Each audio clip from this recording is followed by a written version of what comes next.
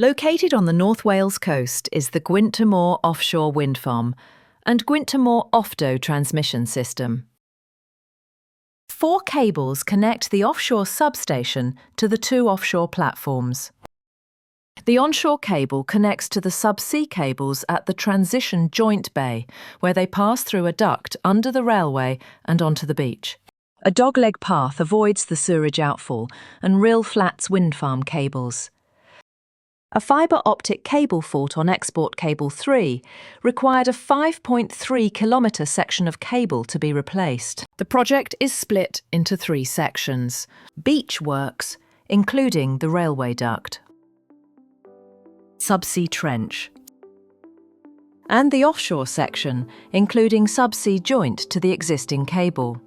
A project of accuracy and efficiency, resulting in a fully functioning cable repair.